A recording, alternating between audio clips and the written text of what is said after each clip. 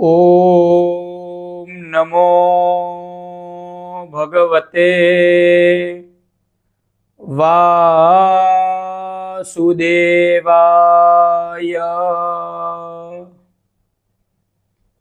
नमः समस्तभूतानां आदिभूताय बुभृते अनेक रूप रूपाय विष्णवे प्रभविष्णवे। अनेक रूप रूपाय विष्णवे प्रभविष्णवे। भगवान विष्णु के, श्री हरि के, नारायण के कितने अवतार है। श्रीमद् भागवत महापुराण में कितने अवतारों का वर्णन किया गया है।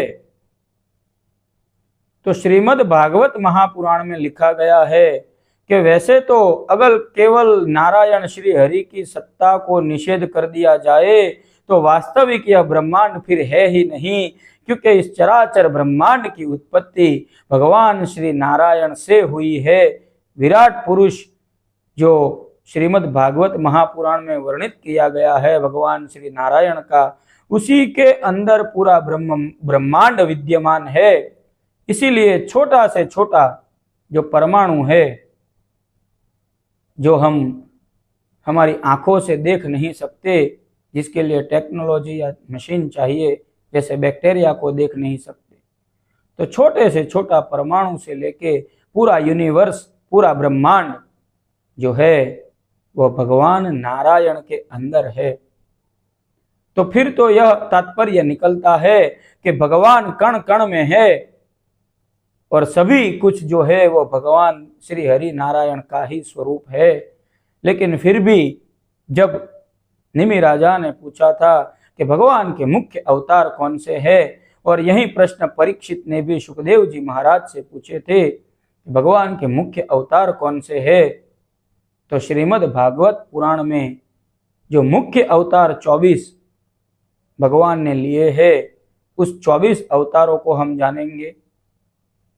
सबसे पहला अवतार जो भगवान ने लिया था वह कौमार सर्ग में सनक, सननंद, सनातन और सनत कुमार, जिनको सनकादि ऋषि कहते हैं, तो सनकादि ऋषियों के स्वरूप में भगवान ने सबसे पहला अवतार लिया था और ब्रह्मचर्य का मार्ग जो है वह संसार को दिखाया था। उनकी आयु भी नहीं बढ़ती है, क्योंकि काल जो है वो उनको बाधित नहीं कर पाता है। वो काल से भी पर है, काल के प्रभाव से भी पर है, इसलिए वो केवल 5-5 साल की उम्र के बालक ही प्रतीत रहते हैं। लेकिन ज्ञान में तो वो पूर्वजों के भी पूर्वज है।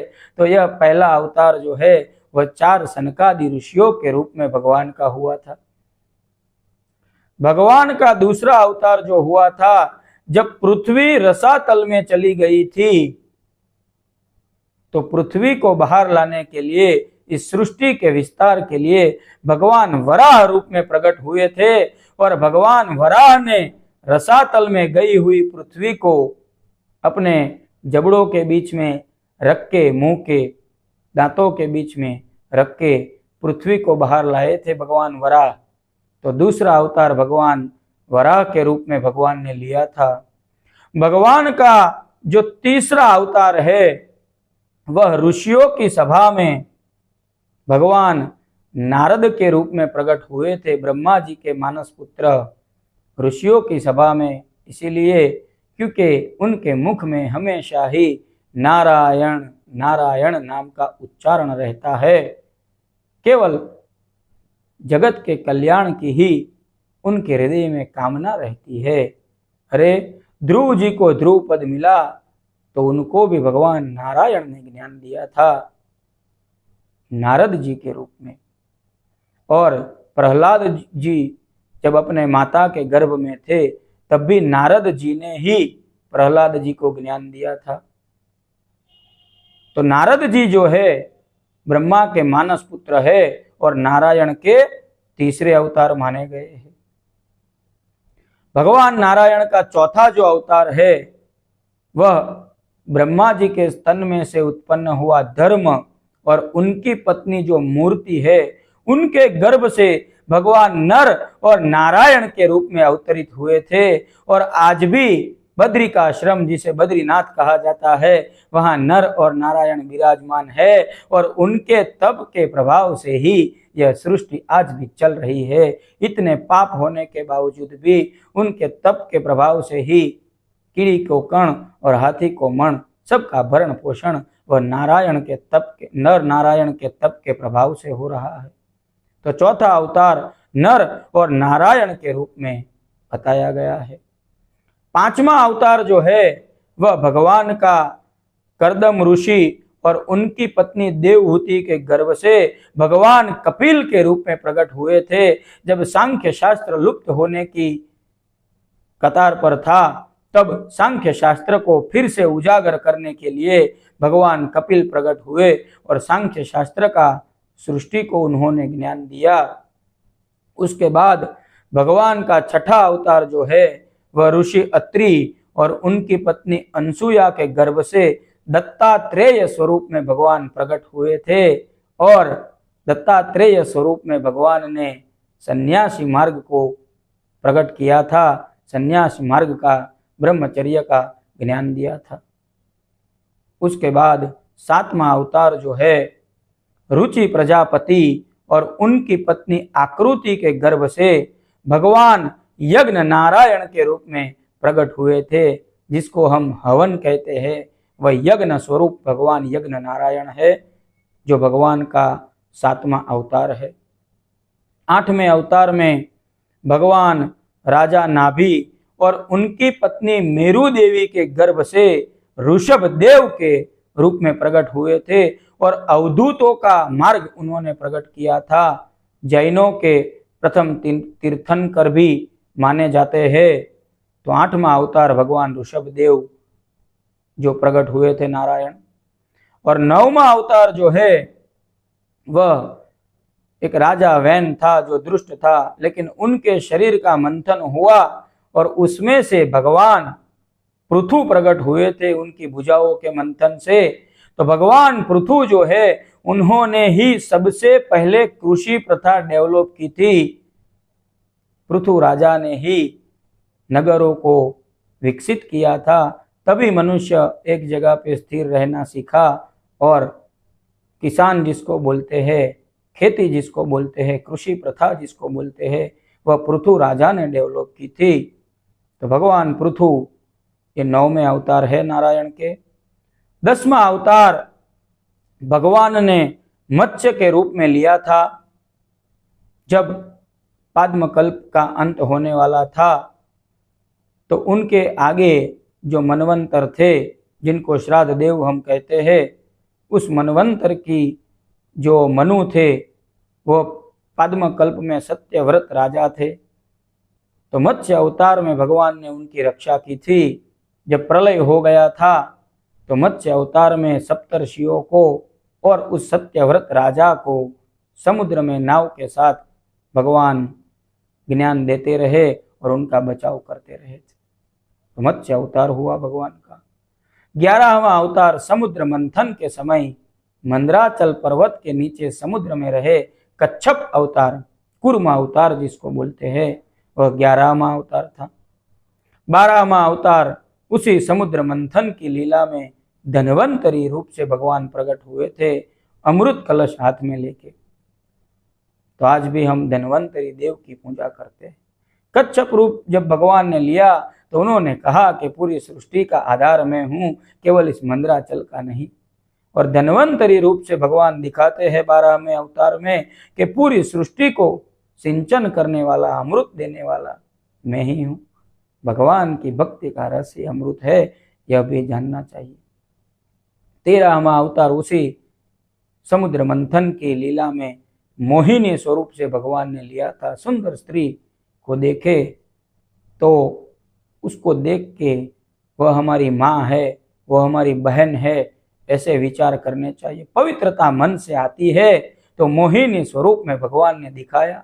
जो राक्षस थे वह अपनी नीच मनोवृत्ति से उसमें मोहित हो गए, पर भगवान का बहुत ही सुंदर स्वरूप था मोहिनी।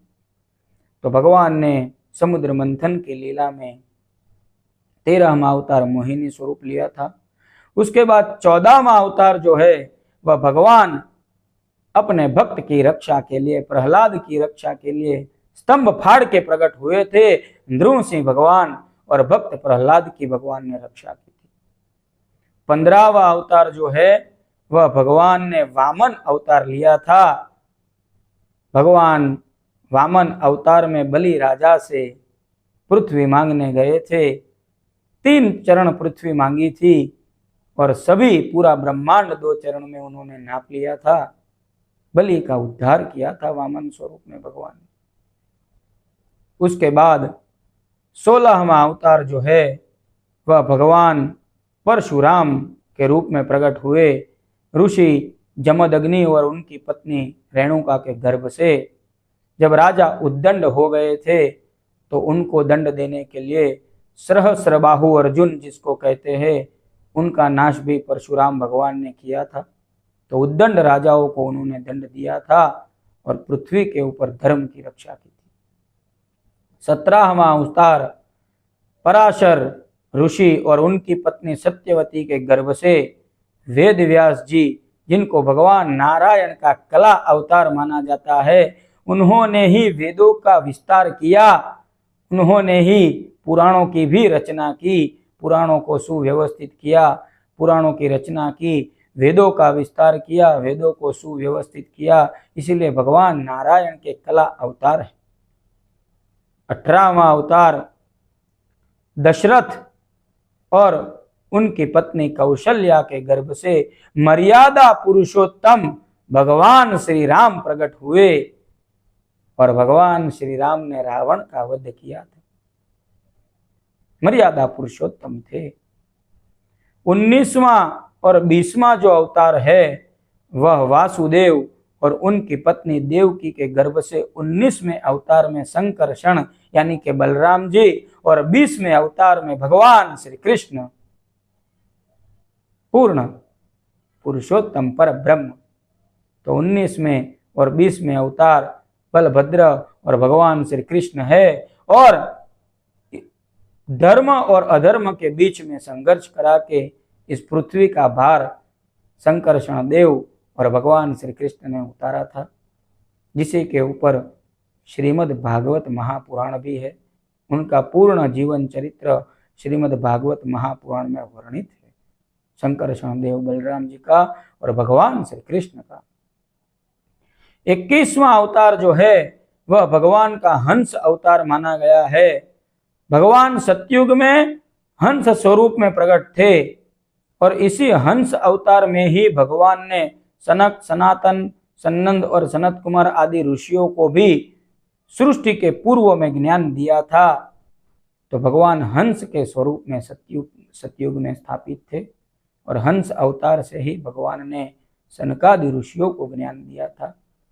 तो 21वां हंस अवतार है। 22वां जो अवतार है वह हयग्रीव अवतार है भगवान का। एक हयग्रीव नाम का असुर भी था जिन्होंने वेद चोरी कर लिए थे।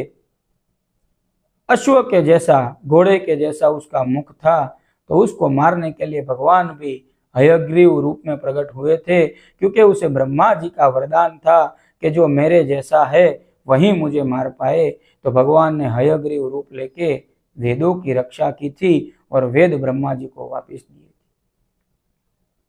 23वां अवतार कलयुग में भगवान का बुद्ध अवतार हुआ था और आसुरी तत्व जो थे उनको शांत करने के लिए भगवान ने योग मार्ग प्रकट किया था। तो असुर उनसे मोहित हुए और कुछ अंश तक शांत हुए योग मार्ग से। तो असुरों को मोहित करने के लिए 23वां अवतार बुद्ध अवतार हुआ और 24वां अवतार भगवान आगे लेंगे। कलयुग में विष्णु यश नाम के ब्राह्मण के घर श्रीमद् भागवत महापुराण में लिखा गया है कि विष्णु यक्ष नाम के एक ब्राह्मण होंगे जिनके घर भगवान कल की स्वरूप में प्रकट होंगे। तो भगवान कलयुग का नाश करेंगे, यानी कि जो कलयुग के दोष है, जो अधर्म है, उनका नाश करेंगे। कलयुग का नाश होगा तो क्या होगा? फिर से सतयुग शुरू होगा। तो जो भक्तिमयी है उनको कोई हानि नहीं है। जो भगवान के शरण में है उनका तो भगवान उद्धार करते हैं, लेकिन जो अधर्मी है उनका नाश करके कलयुग का अंत करके फिर से भगवान सतयुग की स्थापना करेंगे। तो 24वां कल के अवतार होगा। तो श्रीमद् भागवत महापुराण के अंदर जो 24 भगवान के मुख्य अवतार है यह मैंने आपको बताए। वैसे तो कण कण में भगवान नारायण की ही सत्ता माननी चाहिए, जाननी चाहिए, उसी की भक्ति करना, वही मनुष्य के जीवन का मनुष्य होना सार्थक माना गया है, मनुष्य के जीवन का सार्थक माना गया है, सार्थकपन माना गया है। तो भगवान की भक्ति ही श्रेष्ठ और उत्तम है। उस नारायण को कण कण में देखे।